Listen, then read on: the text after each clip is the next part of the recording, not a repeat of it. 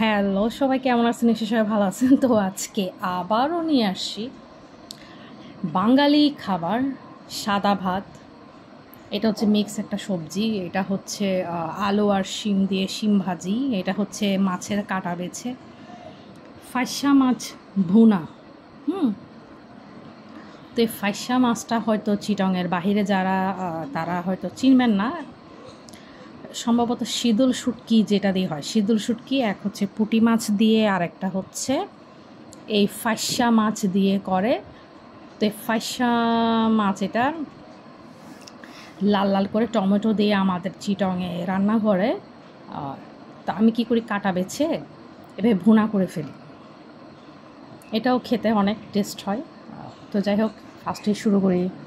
এই যে আমাদের গাছের বেগুন, আলু, মূলা, আসলে নিজেদের গাছের হলে এটা একটা আলাদা টেস্ট বাড়ে সাথে সাথে রান্না করতে পারলে।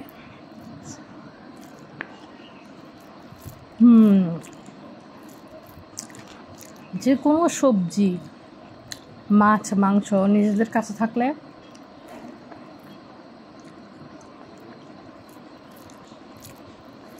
সাথে সাথে করে খালি এটা আলাদা মজা।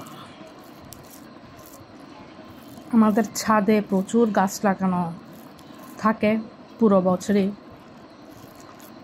তো সেই হিসেবে আমাদের খাওয়া হয়। এটা একটা সুবিধা।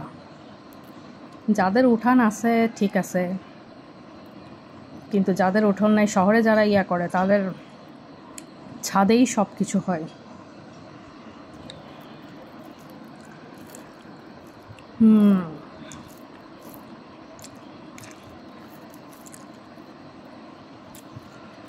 সাদা ভাত আসলে স্পেশালি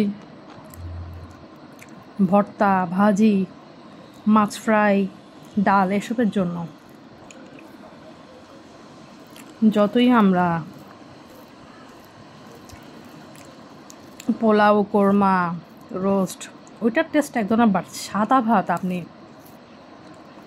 শুটকি ভাজি, ভর্তা, মাছ, ডাল এগুলোর জন্য সাদা ভাতই বেস্ট।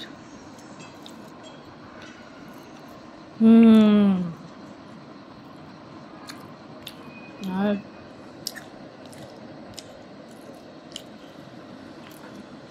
ফাইসা মাছের এই কাঁটাগুলো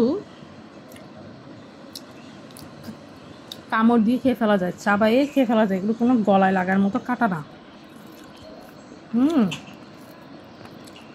এটা শুধু মাঝখানে একটা কাটা থাকে, কাটাটা ফেলে দিলেই সাইডের কাটাগুলো একটু অল্প এরকম থাকে, এগুলো চাবাইলেই চলে যায়, নরম।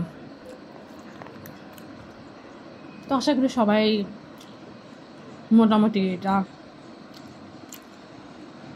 পছন্দ করবেন। রাখি তাহলে, খোদা হাফেজ।